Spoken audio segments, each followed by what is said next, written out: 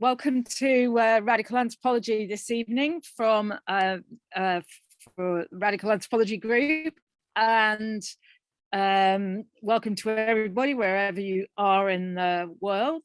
It's evening here in London, and we are continuing the series on human origins and what we call the real dawn of everything, with Chris today going to be considering aspects of mythology.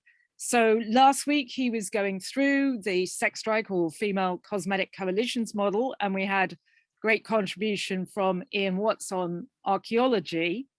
But now Chris is going to pull out of that some of the implications in terms of structures of mythology, and indeed the think about some of the arguments made by David Graeber and David Wengrow in The Dawn of Everything. They asked this question, how did we get stuck? But we think there is some very important information and very important understanding in indigenous stories and mythology from all over the world on this question, but that was not something which Graeber and Wengrow actually discussed at all. So we're going to start tonight. There's a series of several talks on mythology, the grammar of mythology, that Chris is going to do with some help from myself and Ian and others perhaps. And we're starting tonight with the Trickster. So yeah, Chris. Okay, everybody. So yes, fantastic turnout this evening. It's lovely. Sometimes, because some of what I say is perhaps unexpected or unusual, it's best if I kind of give a very simple version of what I'm going to say, and then a slightly more elaborated one, and then the actual talk. So I'm going to try and say everything I'm going to be saying in a couple of minutes, just to begin with, so you all know kind of what to expect. So all the world's magical myths and fairy tales have really one underlying structure, and that is that we are in this world, the world of the living, the ordinary world that you can see and feel and touch and be in, and do your cooking, whatever it is you're up to. And what happens in the stories is that there's a switch, and you suddenly move to the other world, and the other world is very different from this world. And it's actually the world of the dead. And what triggers this movement from this world to the world of the dead is a flow of blood. That's not always explicit, but I would argue that really other motifs, other little indications in those stories, because sometimes they're kind of coded a bit, make it pretty clear that what's happening is there's a flow of blood and you've moved from life to death. And there's nothing magic about dying. You're alive, some blood flows, and now you're dead. And then comes the magical bit. You come back. What we know is that these myths in indigenous societies, and certainly when they were vibrant and alive, were not just in the head. They were not just stories. The spirits, the gods, the magical creatures came down to earth and were made real through ritual. So ritual was the connection between heaven and earth, and it was in rituals that you felt the presence of the other world, maybe the dead, maybe other spirits. And the rituals are essentially, again, of course, you can have all kinds of different rituals, but the most fundamental rituals of all in human society, certainly from the origins of human symbolic culture, were rites of initiation. And when you think about it, during a rite of an initiation, often called a coming of age ceremony, what happens is that you go through, in all the psychological, emotional details, the experience of death. You go into initiation, you bleed, you experience that you're dying, you're dead for quite a while, quite often, and then you come back to life. Reborn. That's the whole point of initiation ritual. You need to kind of die as a child and come alive again, this time reborn, as an adult with all the responsibilities of adulthood. And as we were saying last week, there's not much doubt about it. The core model for initiation is female initiation, triggered by that flow of blood I was mentioning. In other words, the menstrual flow, the first menstrual onset of a young girl triggers her death, her symbolic death. She goes into seclusion. She mustn't see the sun. Her feet mustn't touch the ground. All kinds of food she mustn't eat. She mustn't have the company of boys. She's as if dead, symbolically. But I say symbolically, that's not to belittle it. I mean, the very profound experience of being in the other world. And then, of course, she comes out from that other world. So she goes into seclusion, and then she emerges from seclusion, reborn. And certainly in African hunter-gatherers societies, by far the most significant, potent, all-embracing, powerful initiation rituals are not those of boys. They're girls' first menstruation rituals, and the boys' initiation rituals are kind of modeled on those of the girls. And so you may have this movement between life and death, life and death.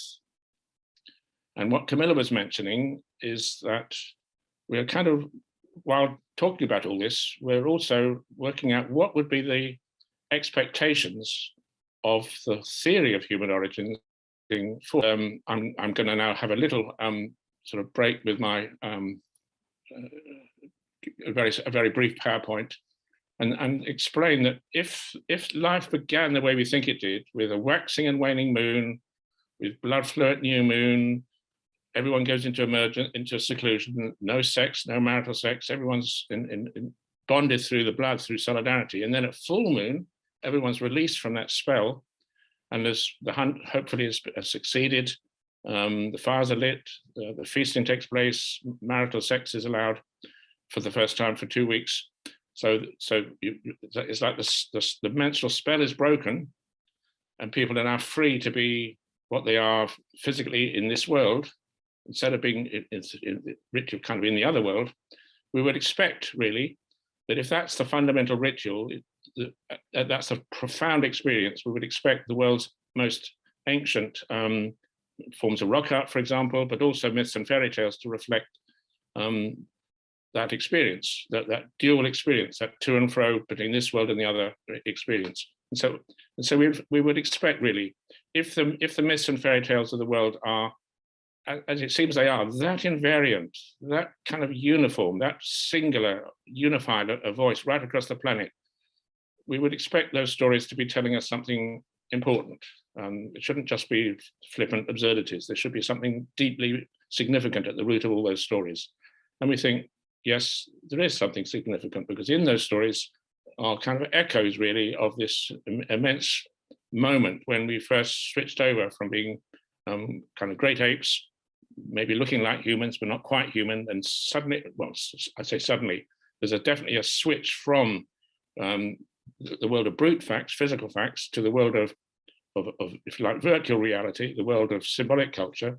That doesn't mean, of course, that in historical terms, this was a sudden event. It may have been lots and lots of different kind of attempts at it and successes here and there. But it finally became stabilized that we were symbolically human creatures with language, with culture, and so forth. So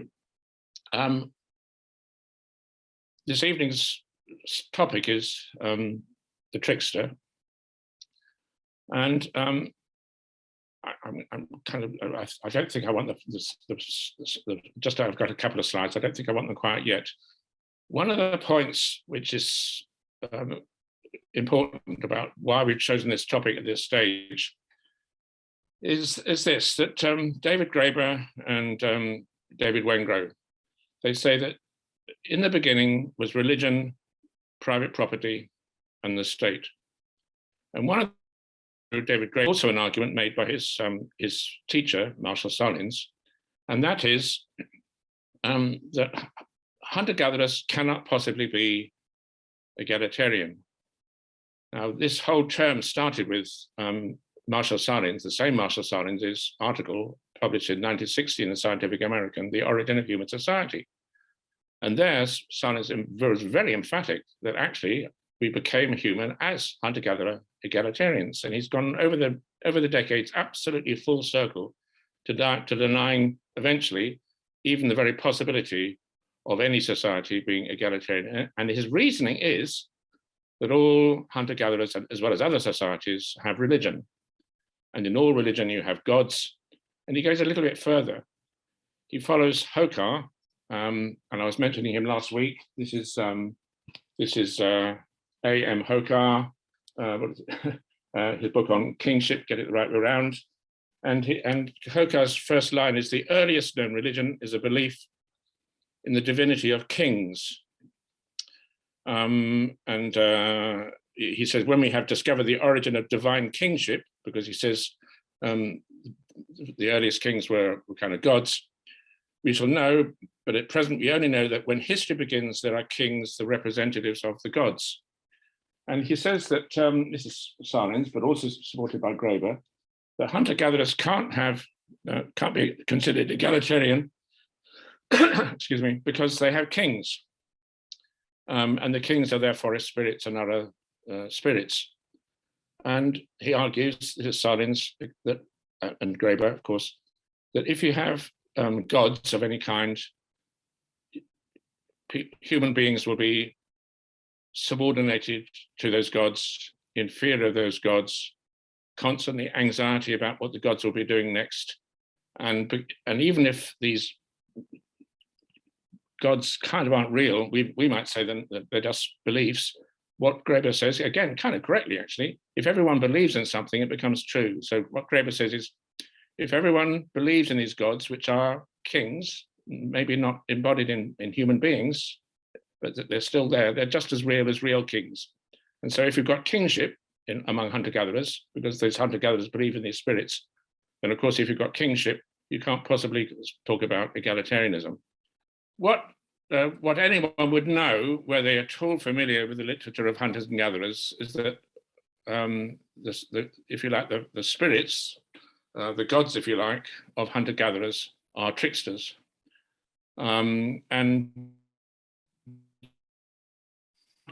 that everyone's cowering in fear of the tricksters is absolutely absurd. The point about the tricksters is that you laugh with them, you laugh at them, with them, you party with them. The tricksters are idiots.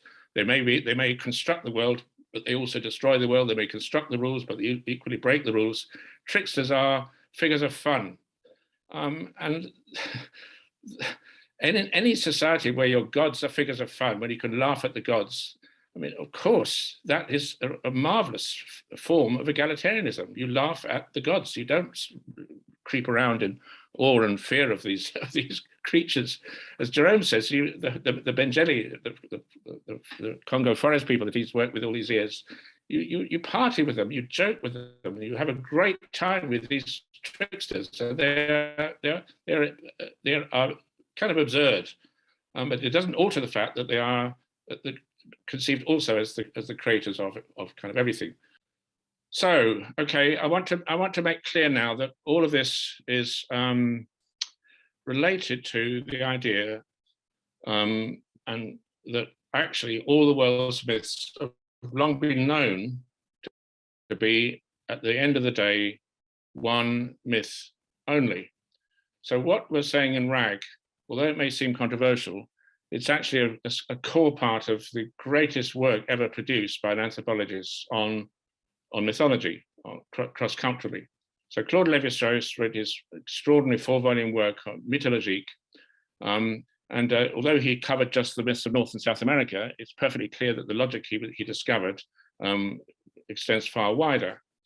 And in this 3rd volume, The Origin of Table Manners, he makes it clear what the fundamental logic of the stories is.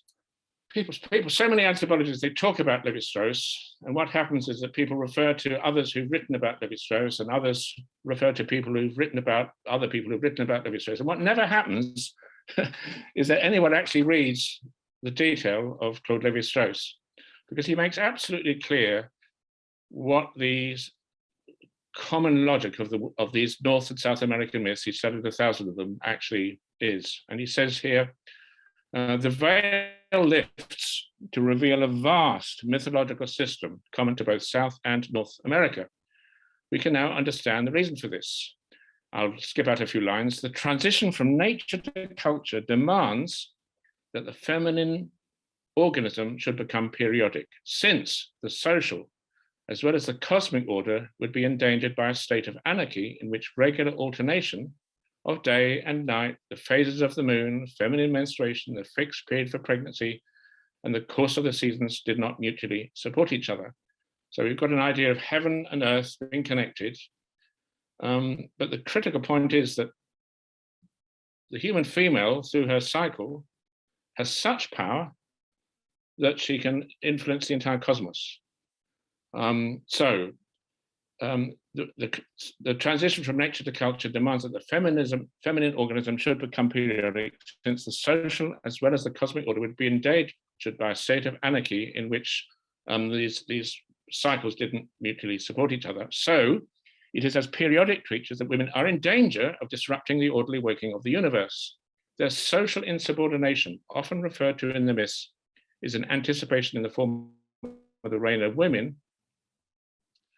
of the infinitely more serious danger of their physiological insubordination.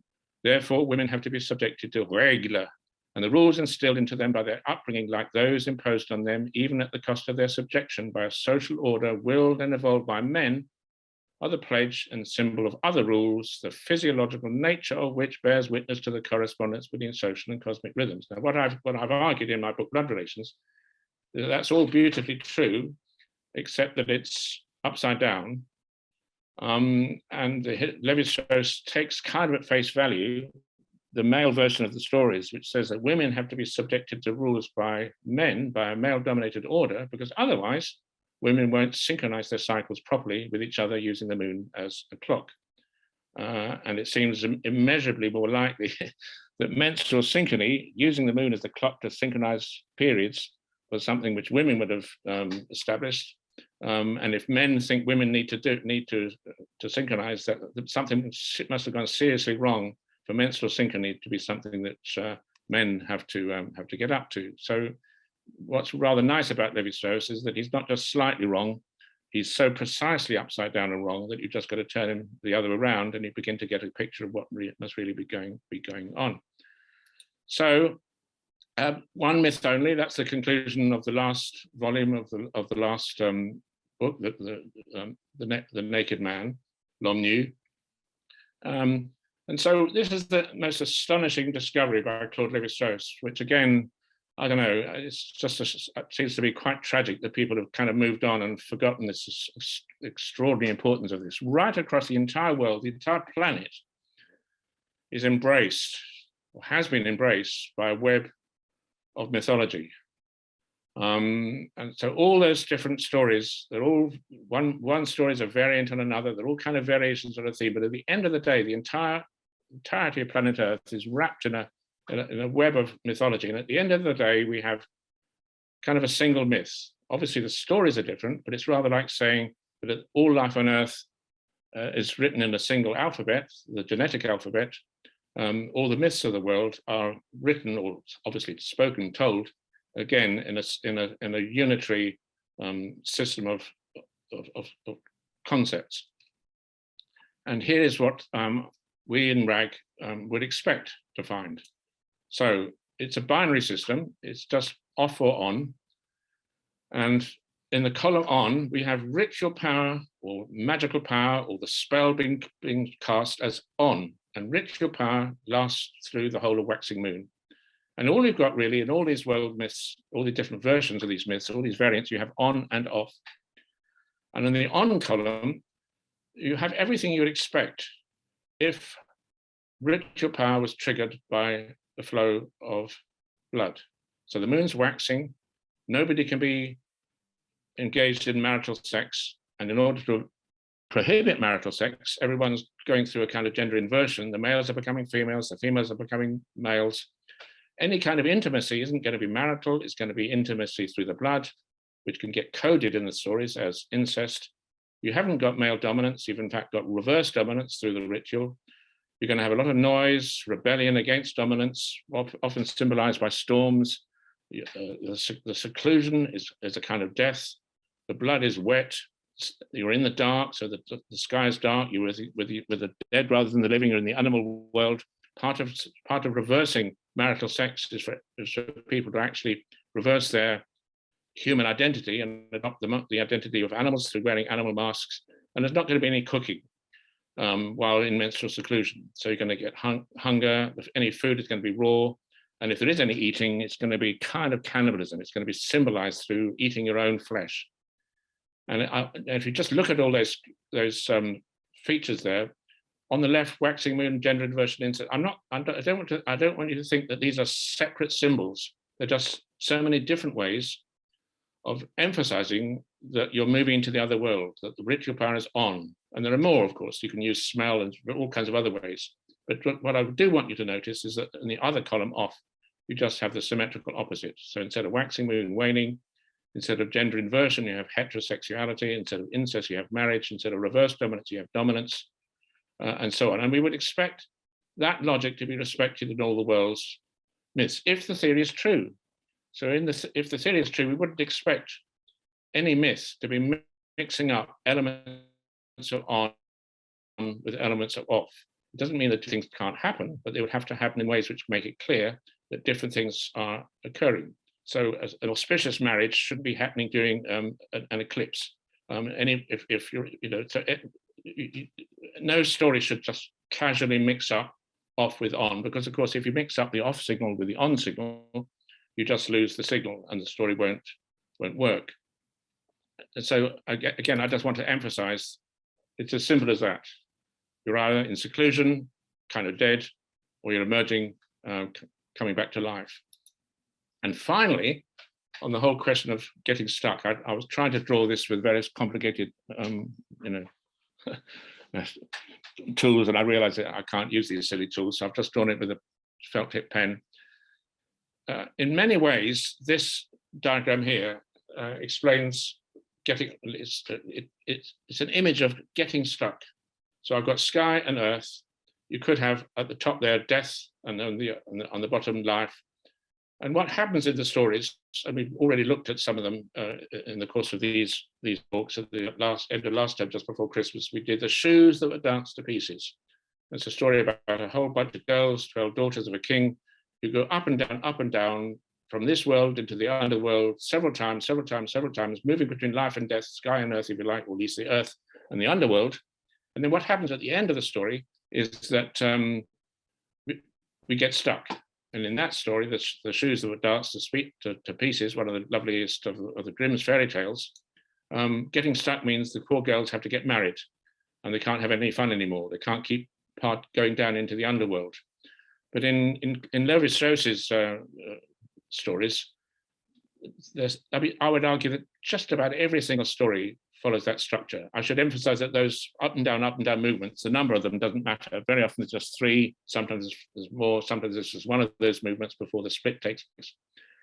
But the naked man in the final volume of mythology, he's clearly a trickster, and he moves between sky and earth, until finally everything gets stuck.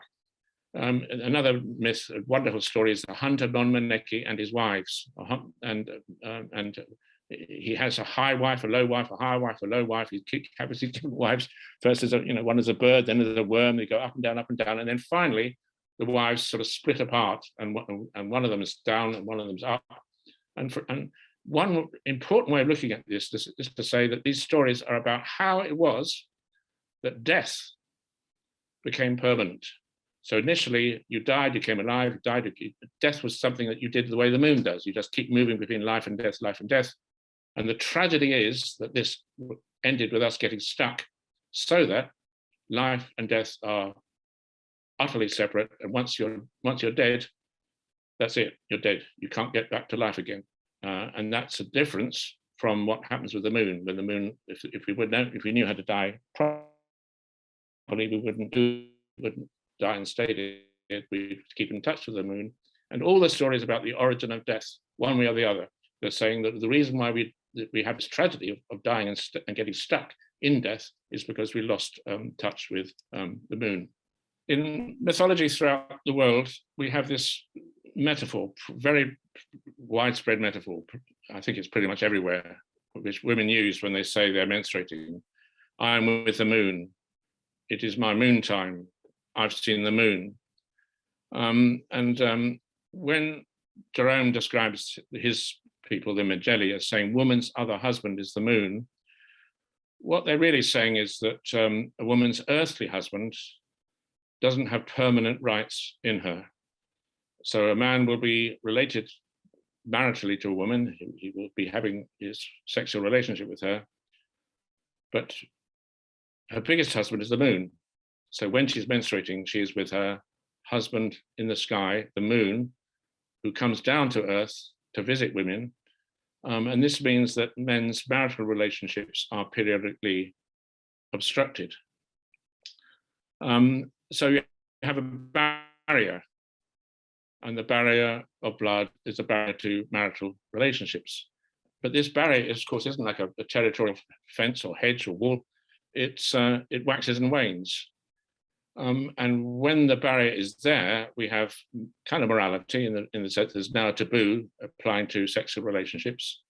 And when the moon waxes, you have this barrier, and when it wanes, the barrier is lifted. The spell is broken, and people can kind of do what they like. They're free for a period.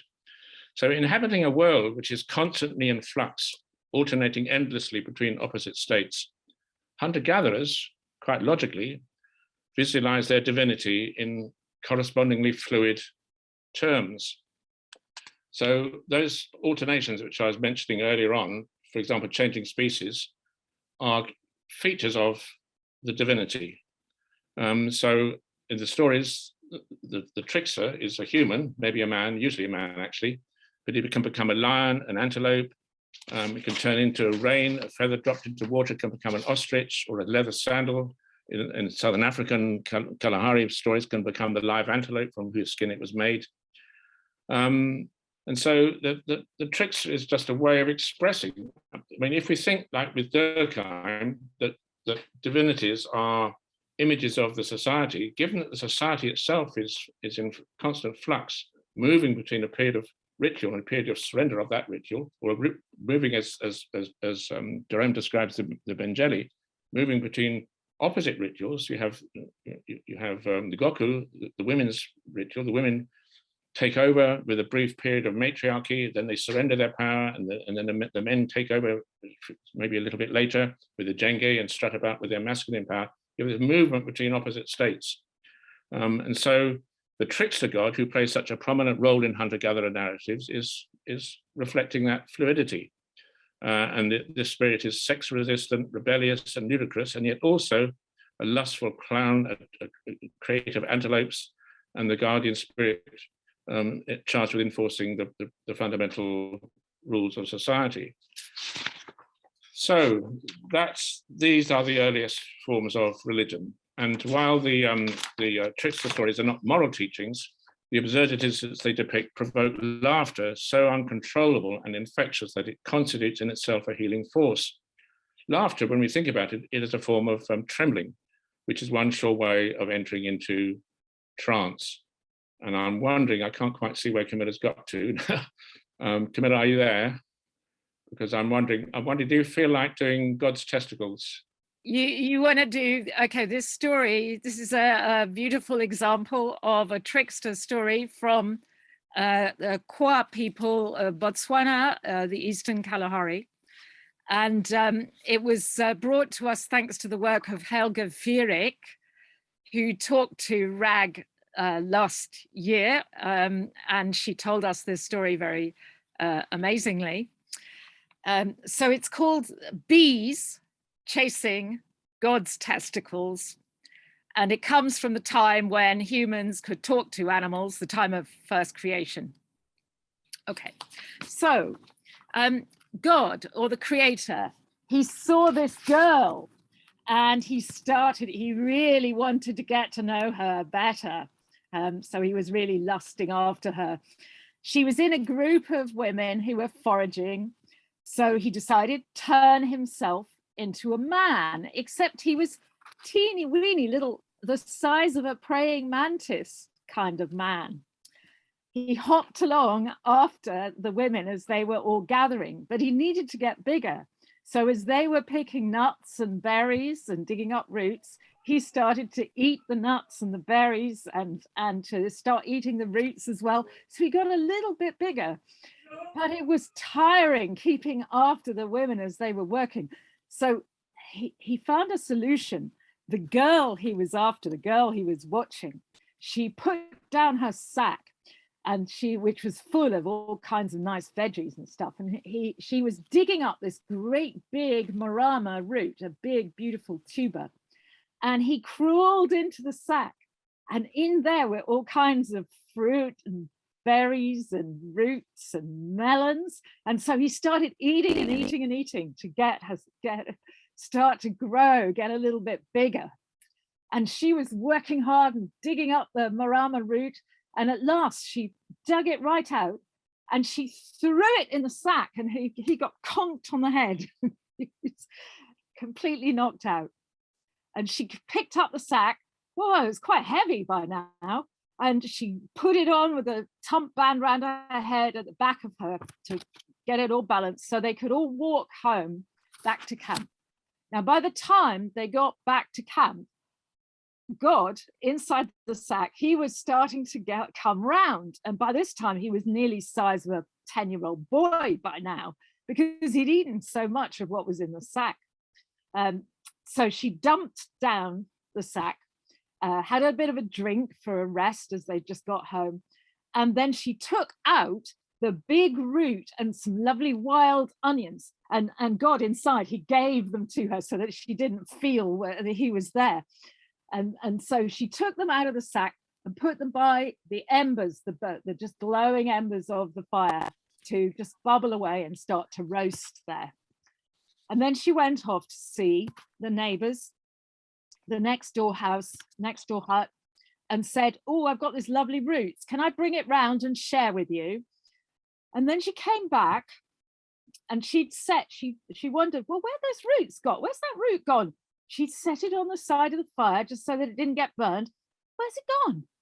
And she thought, what? Has somebody stolen my root? So she stormed off, starting to ask all the people in the camp, where's my root? Where's my root?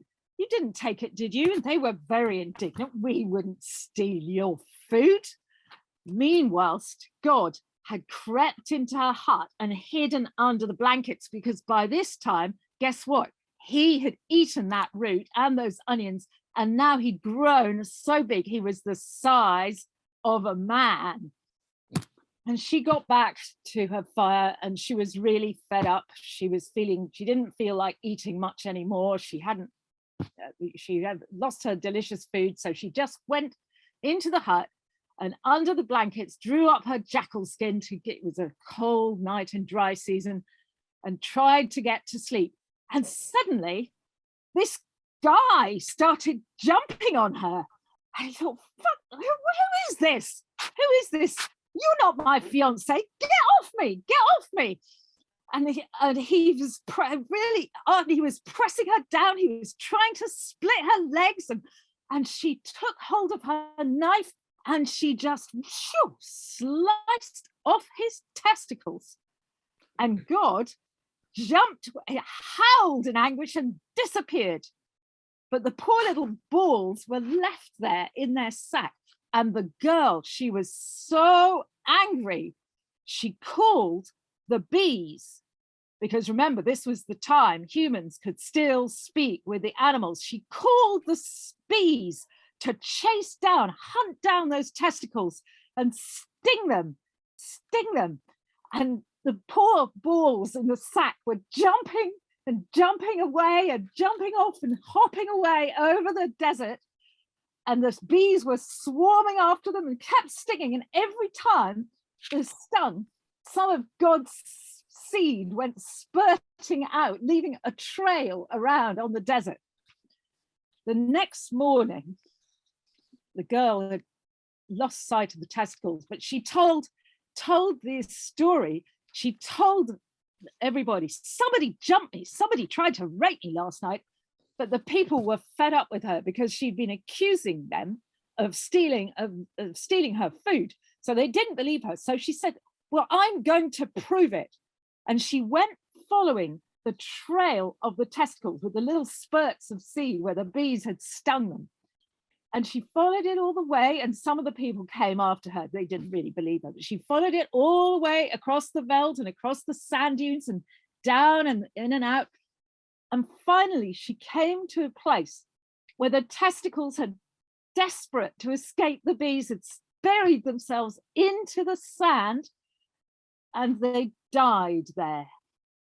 So she scratched around and picked them out, and then she found them, and she said, Shelley, look, these are the God's testicles.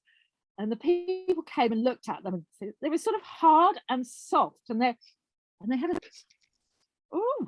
they're quite an interesting smell. Maybe we could eat them. So they went and put them onto a fire just to bake in the embers, and then they had to go, and it was so delicious. These were the very first Kalahari truffles. So everywhere that God's seed had spurted out after the bees stung them, they left these exquisite truffles. And now the choir people, wherever they can find them, they dig them up, and they're absolutely delicious. So that is the story of God's testicles.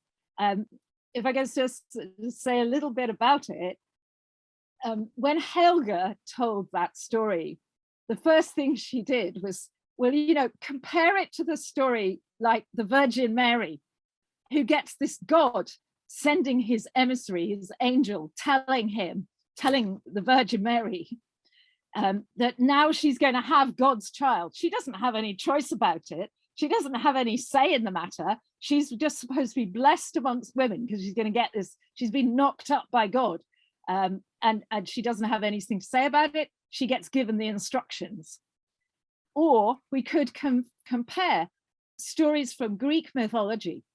And in Greek mythology, there are castrations of gods or the Titans, like Kronos, Uranus by Kronos or Saturn. And then also perhaps Zeus, the son of Saturn, who also castrates Saturn. So it's like an intergenerational masculine form of takeover, these castrations. But in this story, well, think of those Greek myths. Zeus, the so-called king of the gods, he actually has a career just going round raping and sexually harassing nymph after nymph after nymph. That's the story of Zeus, pretty much.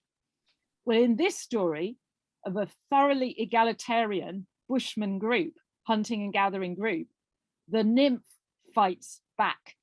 This is a story of a really ultimate reverse dominance.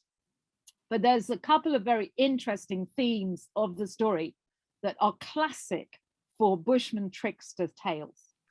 One is the growth, so that the god starts like a size of a mantis, and he eats the girl's food, and he gets bigger and bigger and bigger and bigger until he grows. This idea of growing and then kind of being cut down to size is a typical trickster motif.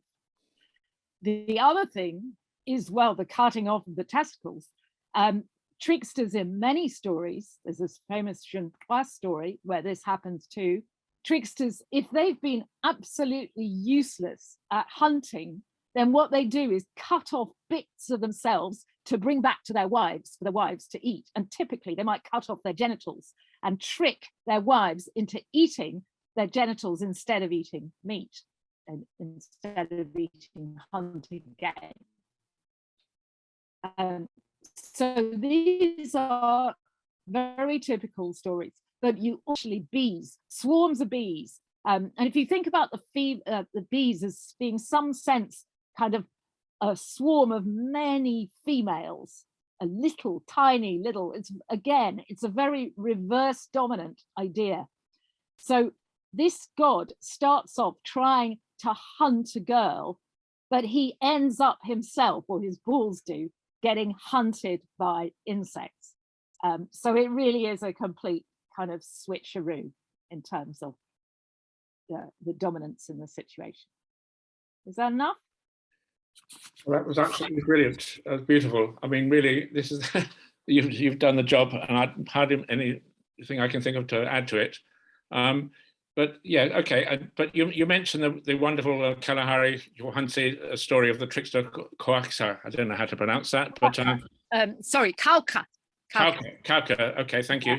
The trick counter trick. They have a trick counter trick. He's told by his wife to go hunting and bring back the meat, but he's so useless that rather than disappoint his wife, he decides to fool her by cutting off his anus and various other parts of his anatomy. And the humor in this comes from the fact that the piece of flesh is if the women knew that it was his arsehole, they would be pretty annoyed about it. Yeah. So he tries to struggle to hide from his observant children. More suspicious, and you can just imagine the kids around the campfire just laughing their heads off at this complete absurdity. But of course, there's an important way of teaching is through laughter and through humor. And we can discern a message in this story. After all, if human beings are not yet differentiated from other animals, if humans are animals, why not treat yourself as meat? And then the next question is, of course, even more difficult. If women are also animals, why not shed their blood too? And what I want to emphasize here is that must have been a very, very genuine, real question during the course of human evolution. We have to remember, we have all these kind of man the hunter stories, and we just think, okay, we have man the hunter. And we look at all these different weapons, these axes and spears and so on. And of course, when you've got men and weapons, and they're going to be shedding blood, how do you distinguish between the different kinds of blood? How do you distinguish between the blood of animals and the blood of other humans in your camp, maybe women, maybe men, maybe sexual rivals? I mean, males are males, and chimpanzees are pretty violent with each other. And so hanging over everyone, as human culture was beginning to become established, was the ultimate moral question. When is it legitimate to shed blood? The trickster stories pose this question only to provide their own characteristic answer, which is you shed blood the way the moon does. You follow the moon. The moon knows not only how to die properly, but also just when and how to bleed. Women should not bleed continuously. Instead, menstruation should be time limited at dark moon. Women's bleeding should be only a temporary death marked by metamorphosis at that time into animal form. This was the greatest trick of all. If when you bleed, you turn into an animal, simply by performing a ritual, performing a dance where you become an animal, then your menstrual flow automatically becomes that animal's blood. And if your menstrual flow becomes the animal's blood, and you're establishing no sex, you're establishing some things are sacred, namely my body, through that ritual or reversal or species reversal, you're establishing the sacredness of the blood of the animals. And then again, as we've been exploring, over many years in RAG, the brilliant thing about that kind of trick that women establish is that if the blood of the animals that men hunt, when the animal bleeds, that blood has been transformed now into menstrual blood, which needs to be respected and avoided. What women completely tied everything up, because now men can't even go out and hunt an animal and eat it because the blood is taboo. And the only way to get rid of that blood, to make the sacred flesh, the tabooed flesh, available for consumption, if the women have got the campfire, and it's most likely women would have the fire, because if men had the fire, they'd be running all over the place and would soon go out. You need to be able to keep the fire burning and burning and burning. So the women would be in charge of the fire to begin with. So men have got to, in order to make this raw meat into available meat for consumption, it's got to be cooked. How do you get it cooked? You have to bring it back to camp. Who cooks it? The women. So this whole system of taboos establishes this system of circulation where men are prevented through these moral prohibitions from simply going out hunting and consuming their own kill. And so violence, which is of course, you can argue, I mean, it's a no-brainer. Of course, hunting is violent, but violence now practiced against the animals, even that has come now under moral, can kill animals for your own benefit. Any animals you hunt, the meat is going to be circulated because the blood of the animals is now sacred. And so you have to take that meat home. So these stories about animal flesh, human flesh, and all these wrong things which the tricksters get up to, of course, they're teaching the kids by reversal what the correct way of behaving is, but again, not by some wretched, patriarchal God issuing commandments, thou shalt this, thou shalt that, thou shalt the other. The whole thing's a huge belly laugh And laughter is by far the most effective way of getting across, messages. So, I mean, that's it really. And the idea that hunter-gatherers can't be egalitarian because they have kings. I mean, the story that Camilla's read out. What kind of king is this? Is this trickster whose bollocks get chopped off and they hop around the place and eventually they get eaten?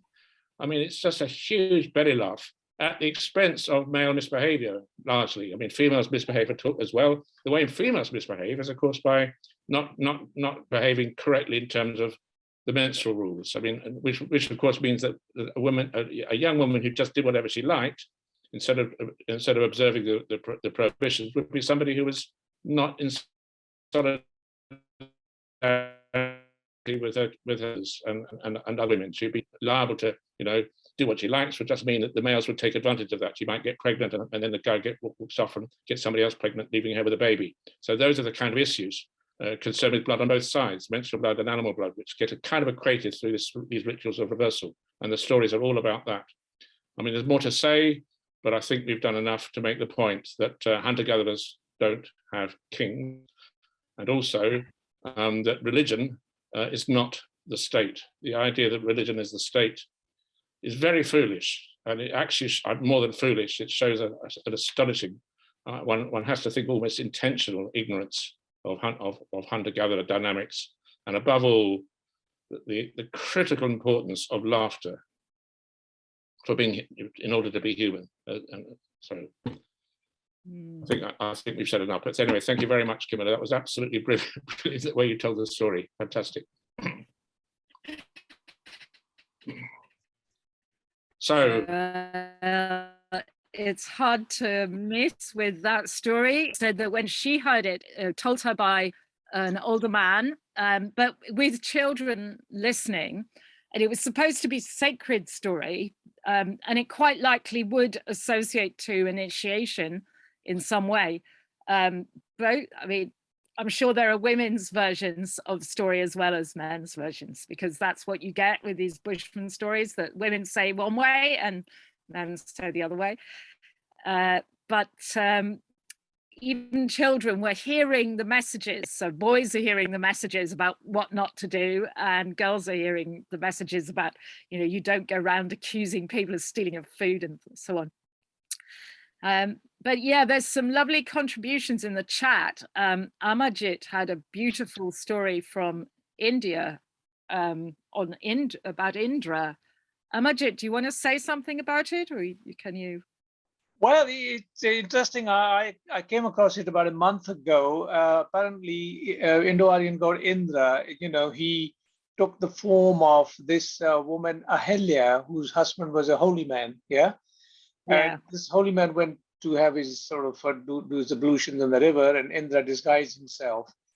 The funny thing is that Ahilya knew that it wasn't her husband, that it was somebody else, but she still, agreed to sleep with him. And of course, the husband returns, and then he's a very powerful holy man, and he curses Indra, And I don't know how he loses his testicle, but that's quite well known. And funny enough, the testicles are replaced by ram's testicles, Oh, that's amazing.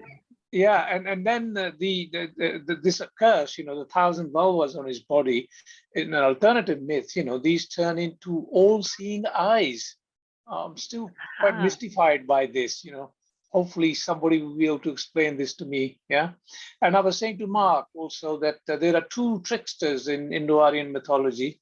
There is this holy, half-divine being called Narad. He's a bit of a slanderer, backbiter, and he throws things here and there, turns people against each other. And then there's Krishna himself. He's a very great trickster. Okay. Yeah, he's known for that, known to be a trickster.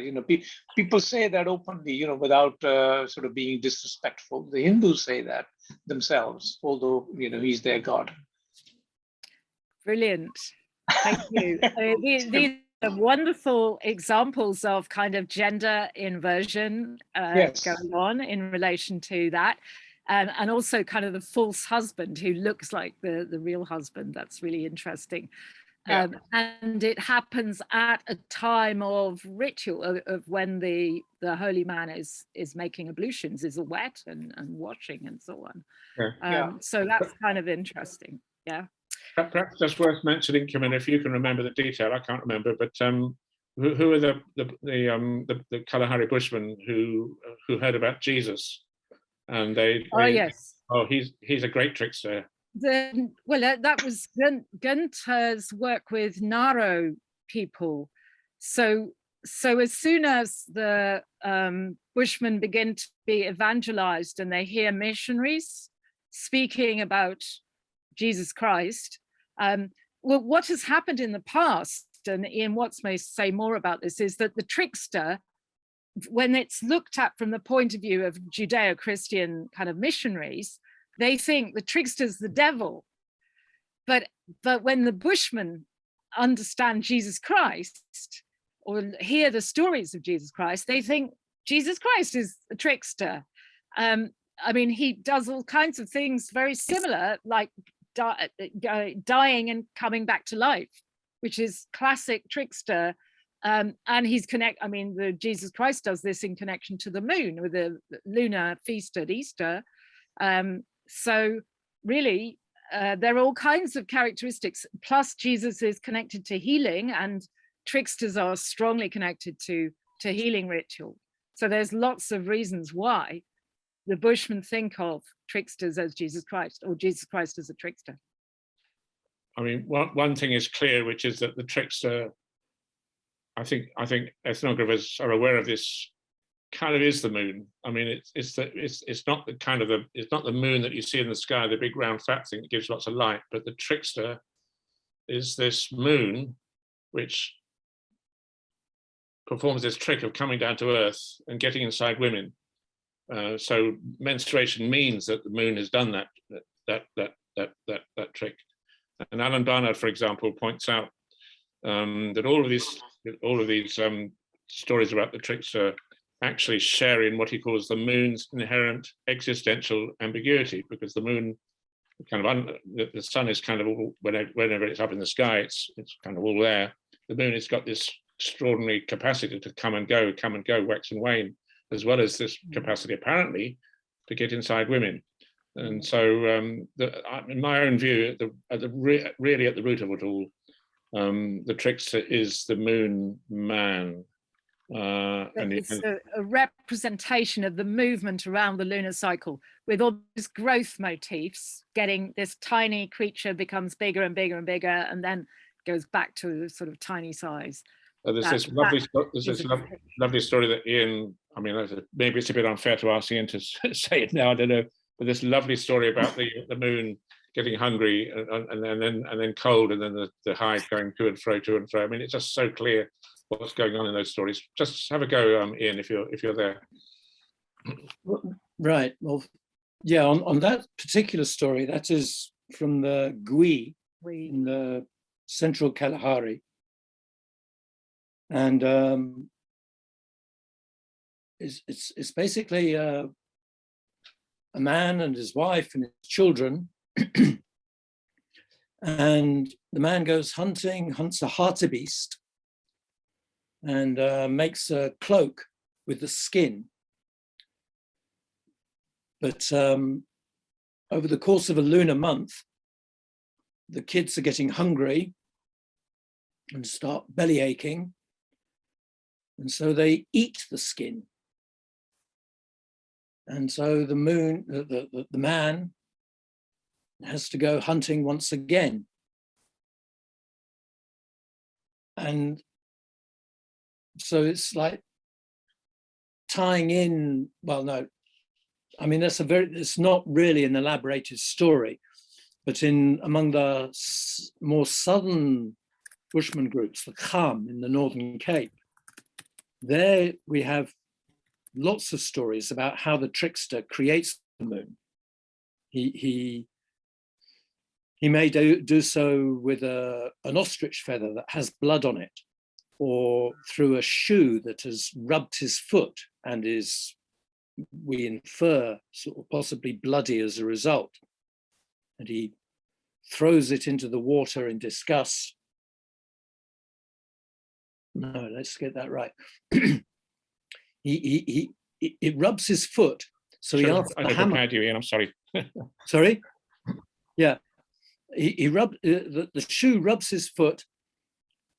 So he asks the hammercock to throw it in the water, presumably to stretch the leather. But when she goes to retrieve it, it comes out with ice attached. And the trickster is now furious and throws it up into the sky, and it becomes the moon. And the moon is seen in these stories as helping men hunt at night. But I can't. I mean, the best story, I think, is in some ways a sort of modernist version, where the moon is where the storyteller is in discussion with a Westerner and says, and the Westerner says, "Oh, you've told me a lovely story about the moon, but I'm afraid to tell you, like, men have been up there in a super aeroplane, and they found that the moon is dry and dead." And the Bushman says, "Well, you know, you clearly went there when the moon was dead. If you'd gone there when the moon was waxing, you would have found it a wonderful place, because that's the place we all go to when we die." Yep. Yeah, it has to be said. I don't think there's a single hunter-gatherer culture where hunters who of course need luck, need magic, where hunters would pray to the sun for luck. I mean, every single hunter-gatherer culture, even horticultural societies where hunting is practiced, you pray to the moon for luck, for hunting luck. So the moon is absolutely critical for hunters in the way that the sun just isn't.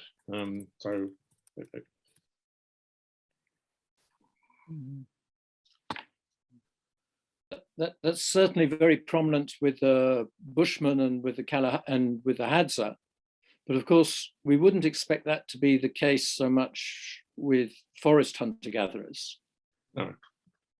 No, but it still is there. I mean, there's the Malobi ritual for Jerome. I mean, it's you need a really dark night. The women all sing through the night. The spirits appear, and of course, woman's biggest husband is the moon. Yeah, is critical. And actually, again, perhaps I should just mention the humor of the idea that woman's biggest husband is the moon, because the men actually feel a genuine sort of jealousy. They feel like that. Jerome says the men just laugh at the moon and feel quite anxious about the moon as a love rival, and feels that, and what they're very happy about, the Bajeli men, is when they finally get a woman pregnant, she stops menstruating, and they kind of laugh and say, "Oh wow, great! We've got one over on that moon wretch." So okay, and actually Jerome's coming here. Jerome's just come here, but where I wanted to make the point, and Jerome can tear me down, where Ejengi is a kind of trickster. I mean, Ejengi is a moon husband, big penis. The contest between men and women over Ejengi is kind of, and the story of Ejengi is very much a kind of trickster story. Yes, in my view. Must be the moon husband, because he's the source of fertilities, and as Jerome says, the correct time to have sex with a woman, if you want to get her pregnant, is with the moon. So there's this kind of rivalry between earthly husbands of women and the moon husband that comes down, kind of to and fro conflict. I don't know, Jerome, we've only just arrived, and a bit unfair to ask you at this point to talk about these issues, if you're there. Hi there, I am, yes. Great. I do apologize, I've just been so busy with some urgent stuff that I only got to this very late. So I'm not sure what the context is, but just in response to Camilla's question about tricksters, what's very interesting is that within the story body of the Bambenjele, Ejengi is a very rare, if not, I mean, I haven't heard a story, so that's why I say very rare, but I haven't heard all the stories. However, Komba, God, is very much like the trickster figure. And, he sort of, he tries to marry tortoise, and he does all sorts of weird stuff to trap, various animals in different ways. And it's very interesting. The only time I've heard a prayer to Komba was when we were trying to get some honey, and it was in a marsh, a very thorny place. And the tree had got, because it was impossible to climb, we had to cut it down. It was quite a small tree, but it did take some time to chop. And when it finally started to fall, it got stuck. And so the friend of mine who I was with, he shouted up, he said, "Hey, Komba, I'll like you today if you make sure this tree falls down now." And so it's very much it's not anyway, much more in the mode. Yeah, it's demand sharing with God, and exactly. Yeah, he's just one of us, but he's not always reliable, but he generally has his the other time actually when I did hear it is, and this is to do with way the combat sort of sorts out wicked people from or people who kill people and people who don't, was when someone, a Bila Bantu, was being particularly nasty to a Benjeli woman and threatening her with all sorts of nasty curses. Someone else said, "Hey, Komba, did you see? And sort of really saying, "Look, Komba, make sure this one gets reincarnated as a gorilla, because it really causes trouble." Anyway, so there's these sort of, it's a multifaceted being, but there is definitely a trickster element. And Ejengi, on the other hand, is this sort of rather dangerous element that needs careful control. And that's why this collaboration between the men and the women goes on, because this rogue penis is a dangerous phenomenon. But I would argue that, as Chris has explained it, the trickster is kind of representative of this switching periodicity between the time of taboo and ritual, and then the time you can relax and tell the funny stories. And that Trickster has, at both of those aspects, has this very awesome aspect, which is governing the movement to first creation or into the former time. And then it has this hilarious laugh at the ridiculous stuff he does aspect. Wow. And it's constantly switching. I think that's, I mean, from that point of view, Ejengi is definitely the switch between worlds, and you get into this mythical, they don't call it first creation, of course, but it is that time, that point of beginnings of when things began and became the way they are now. Yeah. So yeah, definitely from that point of view. Any more questions? John, you had a question and we weren't calling you. I'm sorry, we got into a talk. John, did you want to? Hi, yes. It was just a passing remark Chris made. In passing, you made a reference to eclipses. Effect of, and I kind of missed it. I'm so sorry, but could you say it again, whatever it was that you said about the influence of eclipses?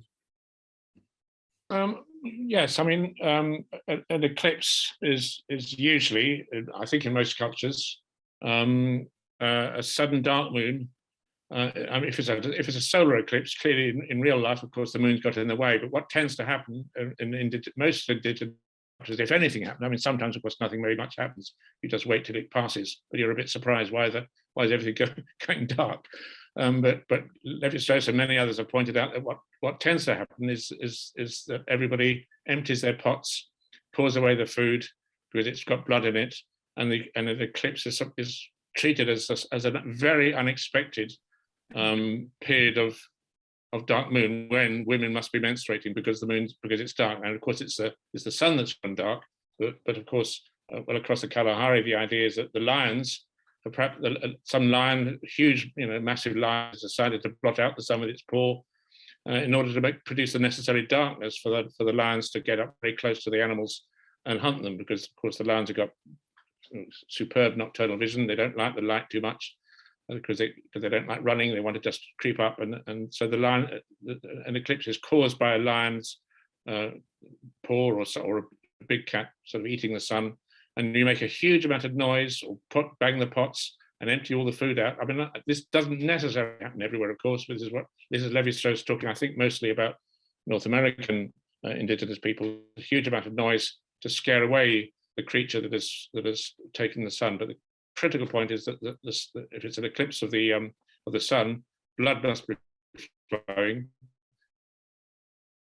Actually, if it's a full moon, so in other words, if the moon at full moon shows a huge chunk of darkness creeping across it, again, that's an unexpected dark moon when it should be full moon. So the way I see it is that you have a periodicity, you have waxing and waning. At the dark of the moon, ideally the blood should be flowing. Nobody should be having sex. Nobody should be cooking. And at the dark, well, everyone's doing the wrong thing. And so they have to pour away all their food they're about to eat. And that's no question, that is exactly what happens. And of course you make a loud noise. So again, one of the parts of that digital structure, off, on, where does noise belong in that rhythmical movement, between the ritual signal on and the ritual signal off? Well, noise belongs with on. You make a loud noise around dark moon, singing, dancing, drumming, so on. Full moon is a time for relaxed lovemaking, and a loud noise at full moon would very often, this is actually part of the whole volume of mythology, the raw and the cooked. If you make too much noise at full moon when the meat's supposed to be cooking, it's going to start bubbling up with blood and going back from cooked to raw. And so, these instances of eclipses are actually very interesting confirmation of the force of the underlying waxing waning logic. They're a kind of anomaly, but the way you respond to that anomaly is to treat the eclipse as an unexpected dark period of darkness. But, and of course everyone's doing the wrong thing at that particular time. Thank you. Yeah, I mean, the reason why I mentioned it was Lionel Sims talks about, he does have his dark moon ceremony attached to Stonehenge, and in an early version of that theory, he wants it timed so there isn't going to be an eclipse. Well, yes, I mean, most of his last 20 years or so, Lionel's argued that the Stonehenge and those other massive stone circles weren't really about predicting eclipses. Actually, the idea is that every 18.5 years, you get the darkest possible night. You get a dark moon at the dark time of the year, and Stonehenge, for example, is designed to capture that particular massively significant moment. So you see, I mean, I won't go into it all, but I mean, but anyway, it's very much about. Sorry, you're just interrupting because Mark Jamison is talking about eclipses with the mosquito, and it would be really great. Mark, can you say anything? Then we've got a question from Manchego, but can you say anything, Mark? Well, not very much, because this is something which is in the old literature rather than something that I've heard people say. I mean, people do say things about eclipses and other things, but one of the things they say, which I've found very interesting, which is in some of the literature from Consemius, which is in the 1930s, which is probably collected in the 20s, was that the mosquito at that time would say that an eclipse of the moon, which is an unexpected event, what that signified was that the moon was having sex with his mother-in-law, sort of thing, which of course normally mother-in-law was someone with whom avoidance, especially this is the worst thing you could possibly do. Yeah. So, but this is sort of very tricksterish kind of thing to do, Yeah. Yes, anyway. absolutely. Manchego, you had a question? Am I saying your name right? There seems to be a theme that later structures that connects bees with castration, because the Zeus birth story, there's various versions of it, and one of the people who is with his nurse is a nymph, or the daughter of a king of fairies, whose name is Melissa, which means bee. Oh yes. And she and Amalthea the goat gives him milk and honey. Yeah, they say. So they bring him up to age, and he immediately goes and castrates his father. Yeah. Yep. And That's a good point. then there's the book of Judges, the story of the 2 chapters 4 and 5 that tell the story of Deborah. Deborah is like a war leader, and her name is her name means bee in Hebrew. And there's another character named Yael, and they are after this war leader who is, he just deserts the field and goes running, and he stops at Yael's tent. And Yael is a cousin of the Hebrews, but she's not an actual Hebrew. And she invites him in, and her name actually means goat. And she invites him in, she gives him milk, and then she soothes him in her lap. Then she takes a tent peg and drives it through his head. And interesting. That's the goat and the bee connected, and they kill the. Okay. Right. That's and nice. there's her and Deborah's husband is named Lapith. The Lapiths were the cousins of the centaurs, and there's a story called the Centaur Omaki, which, if I recall, some versions involve bees, and there's just like the killing of all of the centaurs. Okay. And there was one that was immortal, and they couldn't kill him, so they buried him under a whole bunch of trees that they pulled up out of the ground. Great. Thank you. We got lots of fantastic story contributions. I'm sure there are plenty of people who know more as well. Have we so far, because maybe we haven't, have we so far talked too much about Bradford Keeney's first creation and second creation here? No, not really. I think it would be worth saying something about that, because I think that's intrinsic to the kind of trickster logic. Shall I say a bit about it? Yeah, why not? So, I mean, relatively recently, a rather unusual anthropologist called Bradford Keeney. I say unusual because he's very much into active involvement, real shamanism, real participation, more than sort of slightly aloof anthropological note-taking and study. So this Bradford Keeney, he was able to work with a very well-known informant, Kunta Bu, who died relatively recently, and perhaps just go through it a bit. He managed to put possibly the most famous ritual of the whole of Southern Africa. It's called the Eland Bull Dance, quite possibly the most ancient ritual known in the world, according to many scholars. The Eland Bull Dance is the first menstruation ritual, which was traditionally practiced right across vast areas of Southern Africa, wherever the Bushmen were.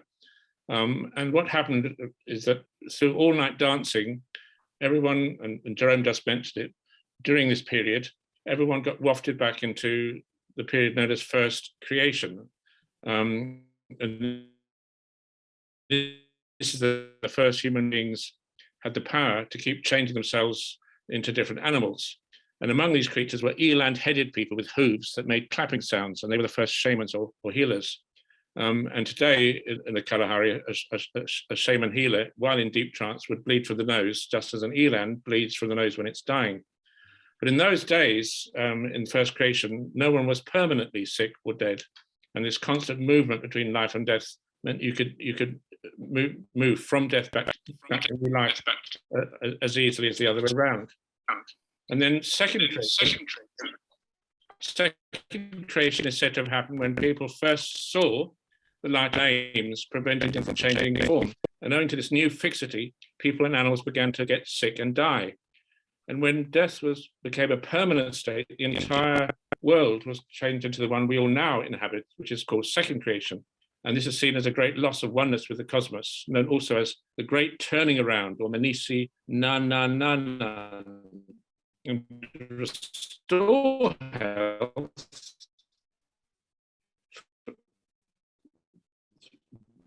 one of the ways that's interesting is because of the way it echoes the fundamental theme of David Graeber and Wayne Gray's book, The Dawn of Everything, because they're really saying this very much the same thing, that there was a time when we were not stuck, when we were moving between one political form and another. We could oscillate, as they put it, between hierarchy and egalitarianism. And at some point in time, we got stuck. Well, there's no doubt that the Kalahari-san, as interpreted by Bradford Sini, say exactly that. So at the beginning of this Eland bull dance, a senior healer makes small cuts on each person's ear to ensure that all journey together with the girl who's just begun to bleed when she enters first creation. Administering these cuts is regarded as a sacred ceremonial duty. Cutting the ears makes everyone bleed together, in this way establishing an intimate bond with a girl whose own potent bleeding is pulling her into the other world. In the words of Kuntabu, Kidi's main informant, everyone must bleed together in order to enter first creation. And the worry is that nobody should be moving into first creation on your own. It's a terrible disaster if either the girl or anyone else should be in the wrong place at the wrong time. Whatever you do, let's all do it together. While the girl is in seclusion, a number of rules must be carefully observed. And what's interesting here, these are exactly the rules which Sir James Fraser says must be observed by divine kings. So when the girl is in seclusion, the sun must not shine on her head, nor her feet touch the ground. Everyone must take care not to touch or be touched by her. Elder women bring her plates of food, but no one can look into her eyes. Again, with the divine kings, if you look at the emperor's eyes or the divine king's eyes, they'll turn you to stone. But in this case, should a man stare at her, her power is such that she might turn him into a tree. Her menstrual blood is strong enough to conjure up the magic power of rain. During the dance, there is little explicit teaching of the girl, but at each stage of the performance, she absorbs these lessons of how to manage her sexuality and use her power effectively in the interest of the whole community. Once the girl is in her hut, the community discard every last bit of clothing and prepare for the joyful dance. Emphasizing their metamorphosis into elands, the dancers hold eland horns above their heads, while the girl herself is dressed in a cloak made of eland skin. And traditionally, the dancers would be mostly women, with some older men sometimes joining in. And imitating eland cows, the female dancers expose their bare buttocks while dancing around their lover, the bull. The girl in her hut. So the girls turn into this bull, and the women are jokingly saying, "Who needs men? We've got something far finer. We've got a wonderful consort, a bull, and we're having playful sex with this bull, who is then turned into this bull." And while in seclusion, the girl's metamorphosis is emphasized in all these different ways. So, according to Keating, the girl's first menstruation opens the door to first creation for all members of the community. They throw off their clothes because they are in first creation when everyone used to be naked. They mimic the movements of the eland because they are becoming the eland people. The dance. And Kuntabu explained that when everyone's ears are cut, making them bleed with the girl, they have no fear because they are at one with her, made strong by their shared num, this rather like Jerome's people's Aquila, the supernatural potency of the blood. A man who failed to bleed would be in danger because the girl might suddenly become a strong male hunter, just as he was turning into an eland. Of course, he would be, as the eland, he might be hunted by the girl and killed because she is switching gender, of course. And she may be given a bow and arrow just like a man. And of course, this is this marvelous fact that hunter-gatherers don't have masculine versus feminine. Anyone thinks that there's some kind of sexual stereotype among hunter-gatherers is making a huge mistake, because more than probably any other people, these hunter-gatherers, they're perfectly happy to switch gender as the moon does. And there's essentially two genders. There's the gender everyone has, well, ritual power is powerful, and males are kind of females, females are kind of male. This is a power gender, and it's only in waning moon, when the spell lifts, that you go back into being sort of biological males and females. So, I mean, really very, very important. And I know some anthropologists have slightly shed sort of doubted whether Keeney's accounts are accurate. I don't think anyone could possibly have made that up. And my explanation for the fact that he's found out a bit more than was discovered previously was simply because he was absolutely trusted by Kuntabu and others, because he really did participate in these rituals to an extent that other anthropologists may have found a bit risky or didn't quite want to do. So did Ian want to come in on that? Yeah.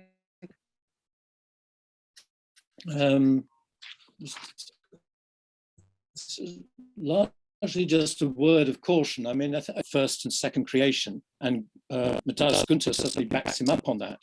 Where I'm much more skeptical, if skepticism is the right word, is what Kuntabu is claiming, because we actually have several dozen accounts of monarchical ritual, none of which involve male ritual specialists.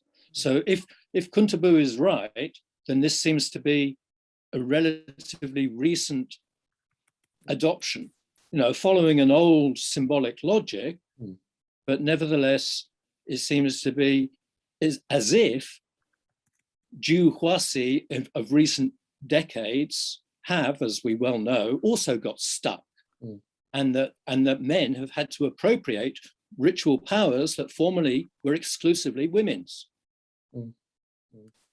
So I don't think we can take all of that as quite as it comes. Good point, Ian. Yes, I accept that. Yeah.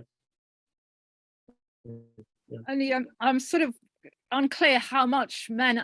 If you that by men being healers and shamans, that is appropriation. No. Specifically, a man in a monarchical ritual cutting everyone's ears. Yeah, but that is totally new.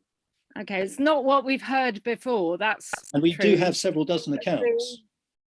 Yeah. They're not very detailed. They're not for very good reason. No, the accounts of the monarchical rituals are much more detailed. Keeney doesn't know. He doesn't know about monarchical ritual. There are several women who've reported directly about the monarchical rituals. Right.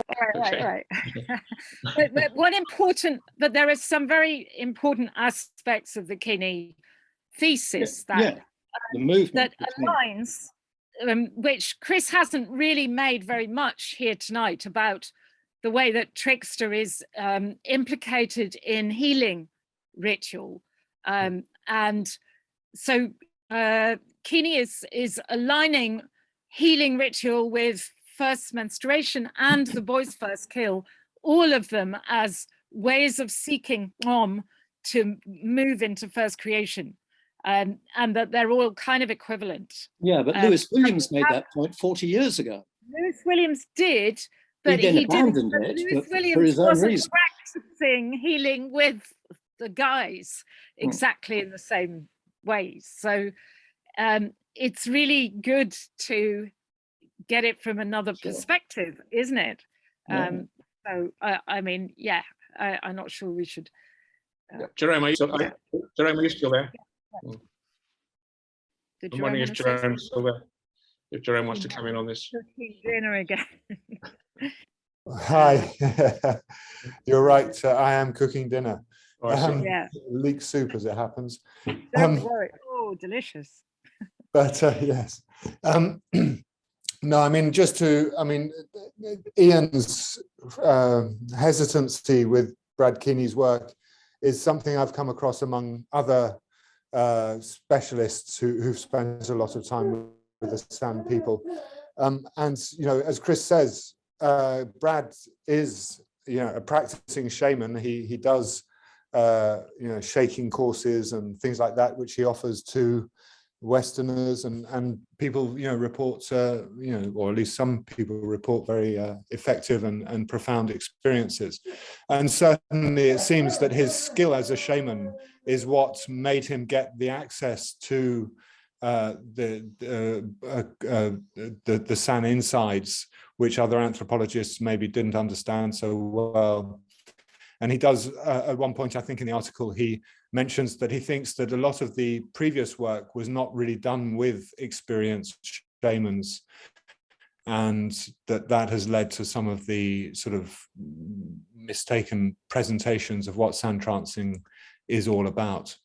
So it's a difficult thing. I mean, one thing that I know he's been criticized for by others is that his picture is just too tidy, and that in reality, the ritual practices are much more diverse and varied, and their interpretation also follows that. It could well be, as Ian suggests, that this is part of a sort of an innovation that has taken place. And within these traditions, there are, of course, innovations. And, you know, the focus on and finding different ways to generate it could be one of these innovations, and maybe, you know, what Ian's saying is who are trying to find new ways of capturing them and healing more people and transforming their communities, or these are, you know, circumstantial variations in the ways that people have observed rituals over time, which is certainly another big issue in anthropology, that we don't just have repeatable experiments that you can run again and again. You just have different generations of people doing similar things to what their ancestors did, or what they remember their ancestors doing again and again. And of course, within that, you get all sorts of change and shift, which is important. But you know, sometimes it will follow the structural sort of principles within the ritual, and other times it will represent new innovations which somehow transform or change those rituals. So anyway, it's a very interesting case study, and Brad Keeney's account I find very persuasive, as does, I think, Chris and Camilla. But again, you know, you just have to, as Ian says, hold a bit of skepticism, because there are people who spend a lot of time and speak these languages who say that things aren't quite that tidy. So anyway, more of these rather sort of detailed debates that go on between anthropologists. Okay, my onions are calling me, sorry. Thanks, Jerome. Yeah.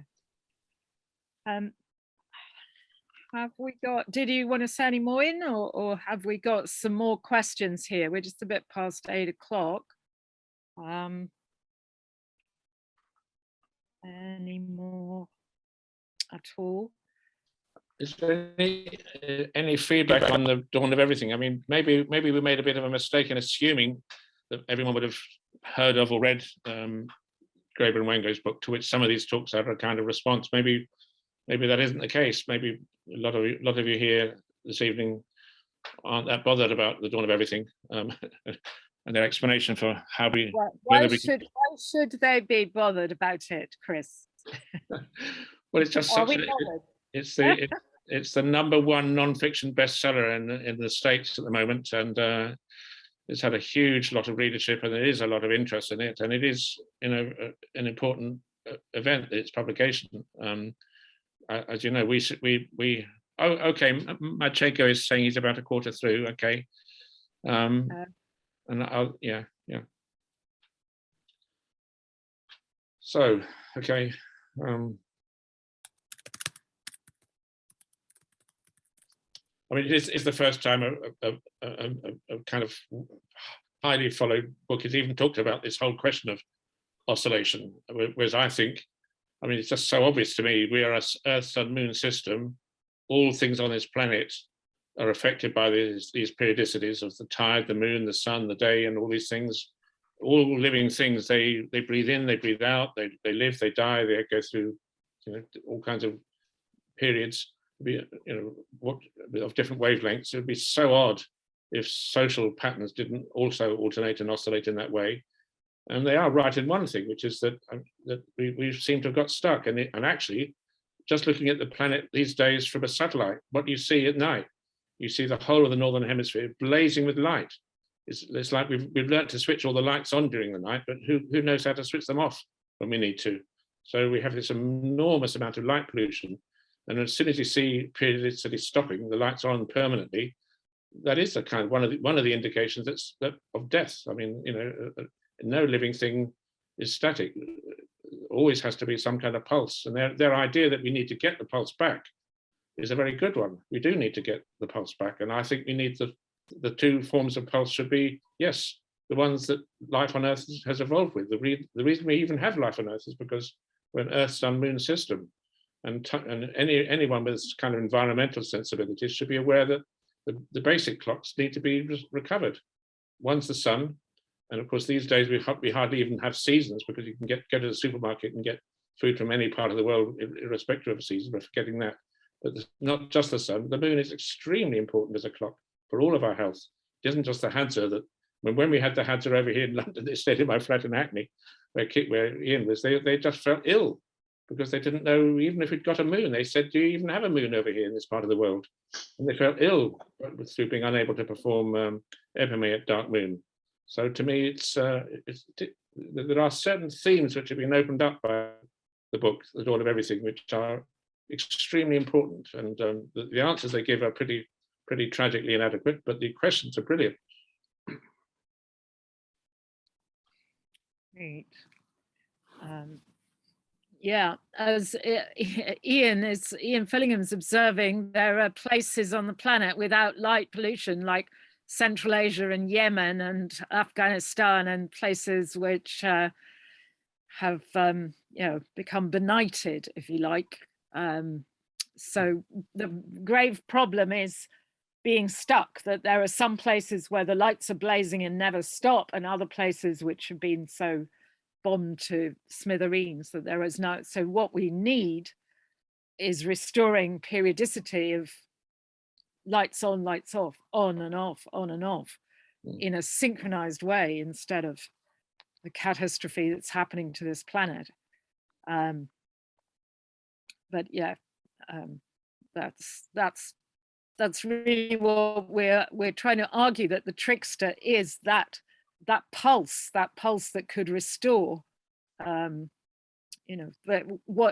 pulse that humans lived by in terms of ritual, in terms of shared experience, ritual, healing, dance, and then relaxation from ritual to tell the stories and have a huge entertainment whilst everybody was able to eat their fill. So yeah, that is the model of Trickster, and of course it is not a model of dominance and hierarchy. It's a constant idea of kind of overthrowing the hierarchy. Whatever is the state, whatever is the situation, you change that situation. So Trickster, in the account by Brad Keeney, is above all change. It is above all switching and fluidity and change, and keeping that motion and keeping that movement and change between worlds. So yeah, we need to think about how to restore Trickster. We have a little idea about it, which I'm just going to mention before we sign off, which might be interesting for anybody who's here in London, is that we try to do some singing at the dark moon, and we try and sing polyphony if we can. I'm not sure if Ingrid, because Ingrid's not very well at the moment, is going to be able to come along, but we are going to do this singing for the new moon next Monday, which is Jan 31st, and it happens in Russell Square at 6 o'clock. So I'll just put that down. If there's anybody who can, Jan 31st, 6 p.m. Russell Square, which is in the centre of London, and we meet at the fountain. So anybody who wants to, we're going to sing to the trees, and hopefully, even if Ingrid can't make it, we will try and reconstruct the polyphony, but otherwise we'll bring other songs for the moon, for the new moon. So anybody who's able to join us, it's always possible to go wherever you are to the trees at new moon, to sing to the trees at the new moon, as one little way to restore something of this ancient pulse for humanity. And we're being asked then- Ingrid has said yes, we will sing together. So that's Oh, brilliant news. Ingrid, to make it. Thank you so much. It would be wonderful to see you if you're able. And Dash is asking us to record the singing and bring it to the next meeting. Dasha, we have a polyphony recorded, which we can send you. It's very difficult to talk, to sing and record at the same time, but yeah, we'll see what we can do. That'd be great, thanks. Yeah, we'll try. We can send the Mother Earth polyphony that we have, which was used as, it was made for the COP26 as an intervention for the demos at the COP26. But it's quite difficult to record when it's happening, but okay, we'll see what we can do. And okay, and just to say, next week's talk is a bit of a break from human origins, because we're going to the Middle East, and particularly focused with the anthropologist Jeffrey Hughes on the marriage crisis in Jordan. So he calls it Islam activism and the marriage crisis in Jordan. It should be very interesting contemporary anthropology. So that is for our talk next week, and I hope most of you will be able to join us for that. Otherwise, if there's anything else anybody would like to do or say, we're going to be signing off very shortly. Yeah, thanks very much, everybody, for joining, and hope to see you next week.